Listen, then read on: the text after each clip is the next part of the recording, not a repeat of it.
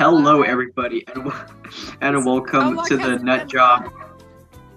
This is the review for the Nut Job 2, everybody. I say, okay, so Riley, you say something about it. It was better than I thought it would be. I think. Really, is it better than a decent animated movie? It was still pretty bad. Movie? It was a decent animated movie. Definitely better than the Emoji movie. Anything for you to say? So it starts off with them of everybody. Yeah, go on. It starts off with the sort of like the old school tutorial video stuff with like the old school like what's it called like less than standard definition. I don't know what to call it, but like the old school like filtering and stuff like it was filmed on like an old camera, and it's like one of those like. Do you get what I'm trying to say here? And like it starts with like almost every animated movie, the main character with as the narrator at the beginning. Yeah, so there's a voiceover talking about how to get a nut or whatever. Yeah, talking about like how they're animals and stuff, right? Oh yeah. Mm-hmm. Yeah, so yeah, it starts off with that, and then it cuts to a montage of everybody, like the entire cast of characters, happy. Yeah, that was pretty good. I liked that scene. It was like, yeah, I have no problem with that scene. All right, so and then so there's a montage and everything, and then it goes to the female squirrel, Andy. Is that her name? I honestly didn't know any of the names the entire movie. Oh. Obviously they did say it, but I didn't really care. Are they really that forgettable? Yeah. Oh my god. Alright, so yeah, so she talks about how they're animals and they have to work hard to get their food because hard work pays off. But the thing is, like, they're intelligent animals, like they can communicate and stuff. I mean, I find it kind of weird that they can talk and everything, and their intelligence is like the same as humans. But like they say themselves like that they're animals. Yeah, I know it's like that. It's like every animated movie with talking animals. But the thing is, like, they actually mention themselves that they're wild animals since they can talk and everything. You know what I'm saying? Yeah. Yeah, so I kind of find that odd. I don't know about you guys, but I mean, they're intelligent animals, and they say that they're animals themselves, and they have to do what animals do best. But they have human characteristics that allows them, you know, to like not work hard like animals. So that's one big point I have. True. Yeah, I mean, it's like a trope, you know, talking animals coexisting with talking humans. I always find that trope kind of weird because I don't see how they're not at war and the animals aren't, you know, like starting their own society. I mean, I've gotten kind of used to it because I grew up with it. Yeah. It's such a common trope, and like that's the only way you can pretty much make them likable characters. You know. True, but like the thing about this is that they're talking animals, you know, and they coexist with humans. I find that really weird. It always bothers me. Okay. So, anything you have to say about the scene? Like the montage scene? No, the one where she's like, you have to work hard because we're animals. Oh, not really. Besides just that, you know, the fact like they they talk and they're supposed to like act like humans or whatever. Yeah. But like that's pretty much it. Like, I mean, that's them like working their hardest, you know. So I don't really have anything against it. So, and this is where a joke begins. Okay, so the female squirrel Andy, she starts singing, and it like tricks people into thinking that, you know, there's gonna be a musical number, right? But no, there isn't actually a musical number. And then like she and gets I'm so happy they did that. Yeah, I know, right? Like that was a really actually good joke because it even caught us off guard. And then it cuts like these three mice, I think, and then one's like talking like in a Valley Girl accent, you know, and she's like, "Oh, it wasn't really that good," you know what I'm saying, right? Yeah. So I kind of find that funny, and yeah. So after that, they all meet up, you know, and then she gives a speech about how animals have to work hard into every character, in the all the gopher things. Stuff like I don't really know what they're supposed to be, but okay, so yeah, she gives a speech, and then it goes to Surly saying, "Oh, it's not like the nut shop's gonna explode or anything," and then boom, it exploded. Okay, here's the thing. Okay, I don't really like how one of the main plot points, is created by a joke, right? Like the joke here is that Surly says that it's not like the nut shop is going to explode or anything, and then it explodes. I don't really like how they turn like a major plot point, like how they created it from a joke. I don't really like that. Like kind of like in the Emoji Movie, where the running gag was that you're a princess, you can summon birds, and it created a major plot point to where the Twitter bird comes and rescues. No, not rescues, like jailbreak to finding Jean. That's kind of a major plot point. But the thing is, I just don't like how they turn jokes into major plot points, right? Like right. things because it gets old.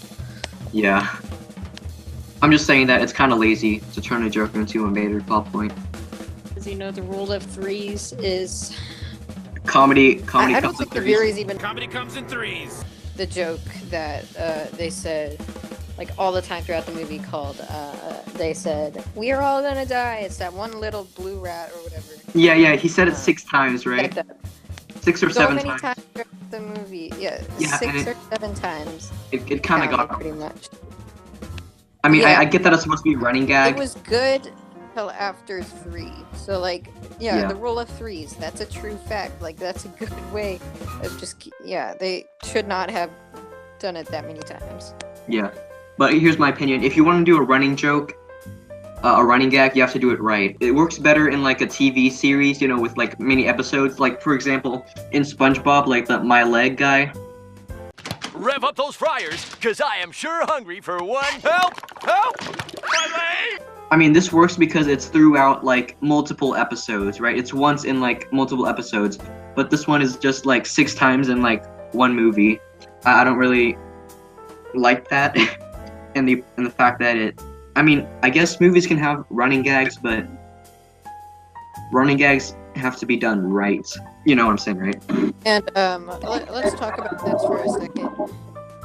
How do we make it right? Like if any like aspiring like filmmakers or whatever trying to make an animated movie and they want to have a running joke, how would they do it?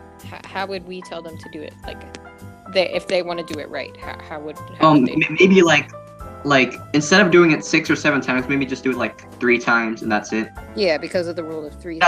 And have it comedy spread comes in out. threes. Have it spread out around the movie to where it still makes sense and it's not overwhelming. Oh yeah, the nut shop exploded was because the mole character, Oh yeah, we need to really talk about this mole character. Oh my gosh. Yeah. I thought he was blind. I know. Wasn't he blind in the first movie? Okay, guys, excuse us us for forgetting something. Like maybe in the first movie he gained his sight somehow, but I don't think so because I don't think I can remember that. But back in the first movie, like the mole was blind. And plus, they also had like some jokes about his sight and his vision, to where it was just see anything. So how could it hurt your eyes?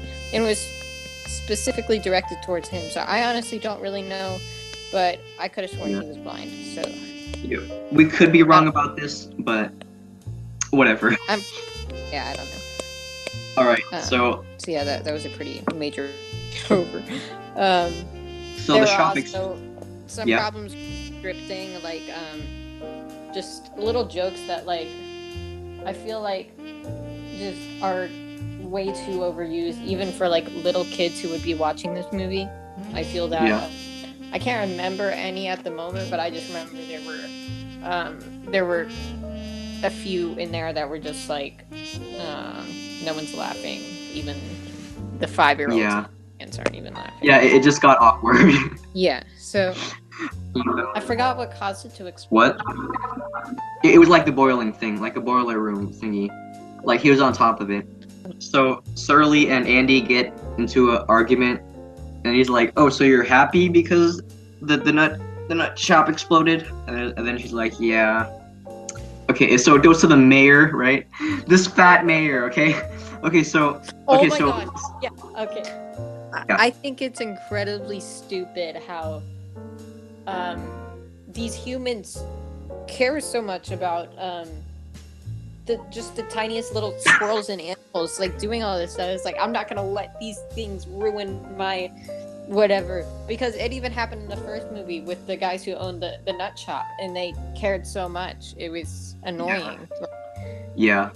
Better things to deal with, and now we're talking about a mayor here.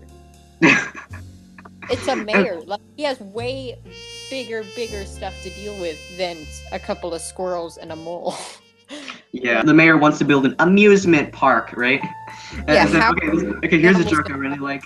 The daughter comes up. No, okay. So the mayor says that, "Oh, this is gonna be my greatest creation," and then the daughter comes up and says, "Oh, I thought I was your greatest creation." That was pretty funny.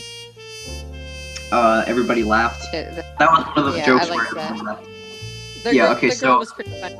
I think the girl was a good character. I kind of find her. The little daughter. I find her kind of annoying. Which makes her a good character. She's supposed to be annoying, you know? Like. Yeah, I guess they succeeded with making her annoying. I mean, if that's what they're going for, then hey, good, they succeeded. I'm pretty sure that's what she was going for. Just. Yeah, but like she's so evil though. Like I can't imagine. I mean, I can't imagine a freaking kid being like that. Crazy kid. Okay, so they try to build the amusement park, okay? And, so they try to stop it. Okay, so Riley gets caged. There's this animal control guy. He turns out to be evil. He sends a dog. Okay, so about this new dog character. I forgot what his name is. Oh, Frankie. Oh, Frankie, yeah. So, like, I don't really know. His dog design is kind of weird. Can't really tell what he's supposed to be. Like, do you know? Pitbull, I'm pretty sure. I mean, I'm pretty sure they're both pit bulls. I mean, his ears are kind of weird. His ears are kind of off. They could be breeded differently, so I don't know. His character design's kind of I weird. don't really care. I just wanted to point that out. That's just my opinion. Okay, so he gets caged. The pug saves the day. Okay, so Frankie falls in love with the pug. The pug tries to play it cool, so they can escape, right? Okay, so the pug gets captured by a little kid. She says she wants it as a pet, and yeah. Do you have anything to say about that? Yeah, to that scene to where like they snuck him out. I don't see any problem in that at all. Alright. Really. Okay, so they try to rescue the pug. Okay, so this is the part. Okay, this is the part where something big happens. So they go to rescue the pug. What's the pug's name? I forgot. Dang, I forget like these characters' names. I don't know why. Okay, the girl pug. I don't know her name. The female pug. Is she a pug or a Yeah, bulldog? I forgot her name. I think a pug. But anyways, they successfully rescue her. This scene where the Girl Scout person was playing with her toys, that I found that pretty funny because she had the doll inside her mouth. I mean, it was so random. It was so random. And, I mean, but that's kids these days. They just put things randomly in their mouth. That's what makes it funny, and it makes it more relatable on a level, because if you're like a mother or father watching that, you're just like, hey, my kids used to put stuff in their mouths and look. So like, yeah, it's stuff like that. It's like, I think that millennials, am I right? Relatable. All right, so they rescue it.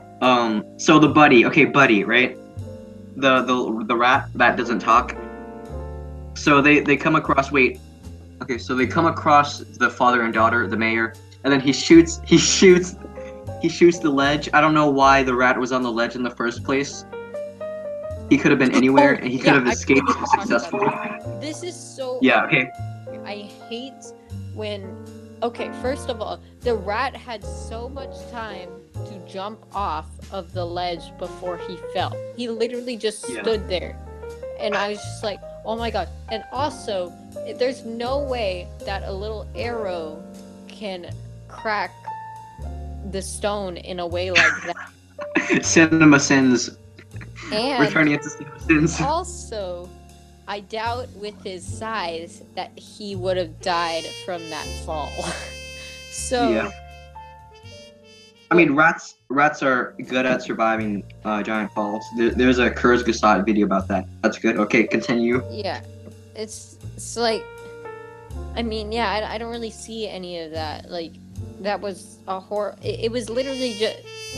I feel like the people behind that movie were just like, well, we need to have some sort of fate of some sort. Like, somebody has to die or at least semi-die. Hey, let's just put the rat in this random situation. And let's just... Yeah, but I hated that. I absolutely hated that. But I do have to admit, the rat dying is a major plot point, so it's really important. I'll get to that later. So and also the main character should have totally died. At that bulldozer scene where he got like electrocuted. Oh yeah, dude. How does he get run over by a bulldozer and survives? But the rat, he can't survive the thing. I mean, he did survive, but he got knocked out. Yeah, that was incredibly stupid. I hated that. Kind of weird. Okay, so Fang. So remember the mouse character that everybody loves because he's so cute. Okay, so the trailers, from what I saw from the trailers, I thought that the nut job would have more of that character, but like I was surprised because they didn't show as much of Fang as I thought. I thought the entire theme of it was gonna be like, kung fu and Asian and stuff like that, No, but I'm being serious though. So there wasn't as much Fang as I thought. That's one. Yeah, okay, go on. I feel like they were just missing a scene, like some sort of epic like chase scene, other than the one to where they were their entire army was running in the street. Yeah. Oh yeah. One other chase scene. Yeah. And I think that character would have been completed. I think just one more chase scene of some sort. Yeah. Yeah. Okay, so they fight. Wait, no, we're not there yet. Okay, so they all mourn about the rat Buddy. So we get to see the backstory. I actually think that the backstory was pretty cool. I don't have anything against it. The backstory was good. They saved each other.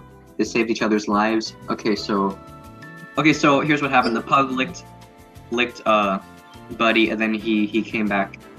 He woke up. Okay, that's it. And what happened after that? I don't know, but they somehow fell into a hole of some sort, and I don't really remember, to be honest, but I think from there they fell into a hole of some sort and ended up where the rats were. Yeah, so they ended up at the rats. I don't know. Let's just skip that part. Yeah, let's skip the thing. The major thing is the amusement part. Okay, so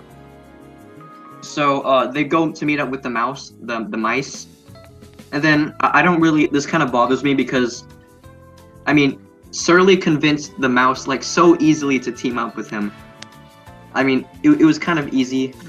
I thought that there should have been more. Like, I think Surly should have gone through more trouble trying to convince them, and instead of just saying, "Hey, join our team." That's another way that should have died, like straight up. Like they even had the knife to like their neck. I'm just like, bro, his mind would have definitely not been changed. You could tell how like even I feel like it should have been. My mind wouldn't be changed. Like that was incredibly stupid as well. It's super stupid. I think Surly should have gone through more to convince Mr. Fang instead of just being like that easily. So yeah, that's one of them. So they team up, right? They team up and then they try to take down Park. Let's see. That was. I don't think I have a problem with any of that. Yeah.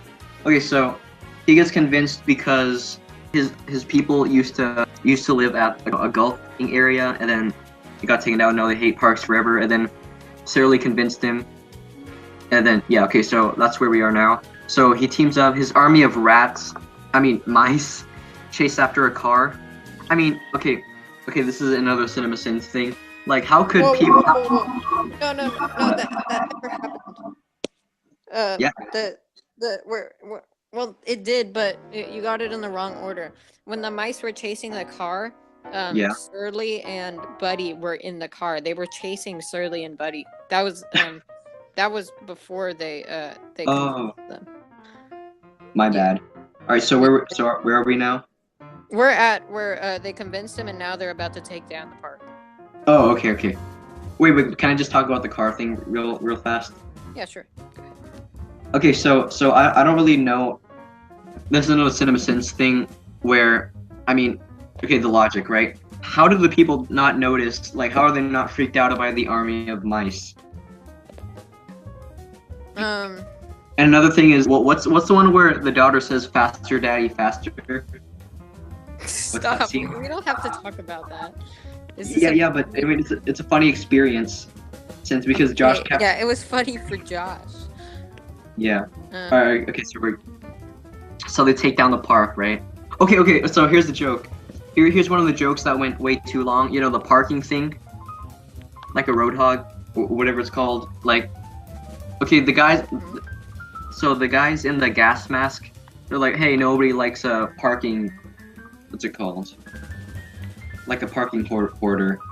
So the truck. So he gets in his truck, right, and then tries to park, better. But like the joke went on way too long, longer than it should. You know what I'm saying, right? Yeah.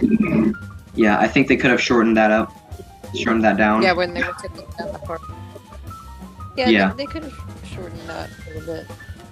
Like I bet it would have been funnier if it was shorter, because the more fast-paced things are, usually it's the funnier. Yeah. Yeah. Right. So they take down. Yeah. So they're freaking take down the entire amusement park.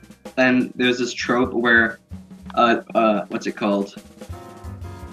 A Ferris wheel. Oh yeah. I think that's what they're called. Yeah, Yeah. I have a problem with that, because that would happen. True.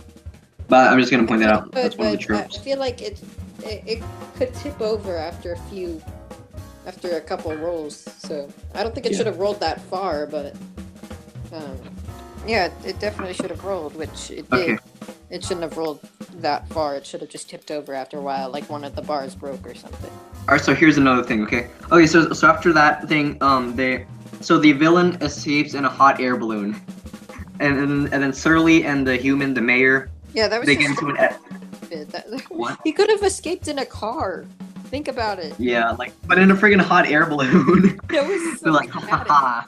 Dude, it was like, it was funny because it's one of those tropes where the villain escapes in style. Okay, so they have an epic showdown, right? The mayor falls into. Okay, so what's the one where they hold their so the rat Buddy, he gets his tail and then he he wraps it around Surly to hold on. Was that the hot air balloon scene? Oh yeah. Yeah, did that happen on the thing, the hot air balloon scene, or not? Yeah, it did, because that was after they had the memory or whatever. Yeah. Okay. So like I said before, I'm gonna get back to that later. Okay. Now is later. So the backstory was pretty important because it shows in the flashback. It shows Buddy doing the same thing. Wrapping his tail around Surly's leg to hold on. So yeah, he did that. He did the exact same thing. Yeah, during I like that. I like how they took it, which is good. Yeah, I mean that was good. That was good. I just wanted to that's always point that out. And so the villain falls into a freaking bounce house, right? And then the mice, goes and attacks him. I found that pretty funny. Yeah. That was so he gets arrested, right? He gets arrested finally, and then everybody's happy. Is that what happened? Yeah, that was really, really bad. How much destruction that was. Yeah. Yeah. So, okay, so it ends with a time lapse, and then it shows a time lapse of the entire amusement park being cleaned up by the workers, and then the park everything's back to normal. Okay. So and then Surly is narrating again, oh, I didn't learn anything, and then Andy's like, oh yeah, you did learn something, and then Surly's like, oh yeah, okay, fine, I did learn something, and then he says something about teamwork, right? At the end of the movie. Yeah. like he explains the moral of the movie, which is kind of odd. Oh, yeah. Something like teamwork and like determination. Oh, it was determination. Yeah, and teamwork, I think.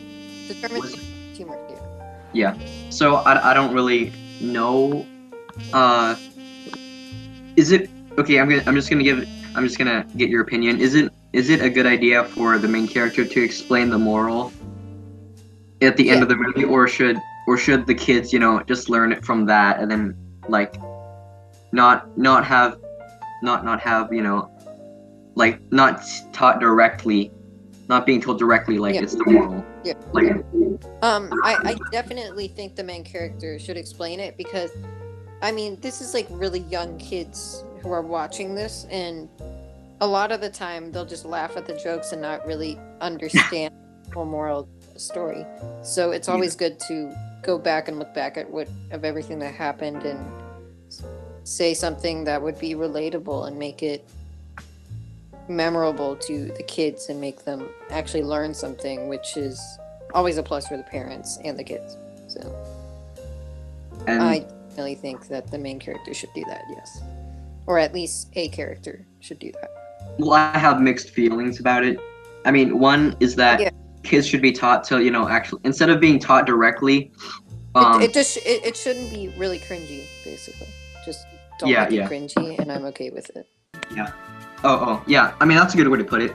In my opinion, I think that they both have their pros and cons, because if it's being taught directly, kids won't get more practice on actually interpreting the moral without being told, because sometimes it's better when the kids can actually learn something without being directly told to, like life lessons and stuff, like instead of people just telling them, oh hey, teamwork, they can just interpret it from like a movie or a life lesson instead of being told directly.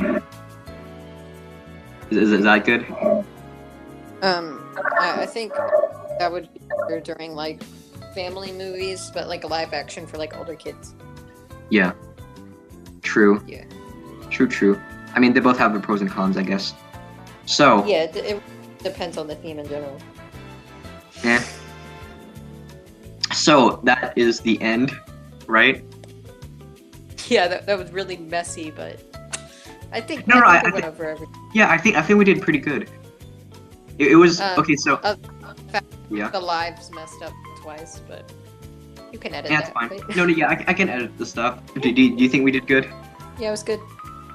I liked it. Yeah. Alrighty, so that concludes our Nut Job 2 review, and I'll see you guys. Wait, no. Do you want to do an outro, Riley? Thanks for watching. Don't forget to like, comment, and subscribe. Go check out our last video. No, just kidding. Okay. Thank you for listening this far. If you did, then props to you, because you must have a lot of free time and you must be really good with your lives. But like, other than that, like, thanks, and I guess bye.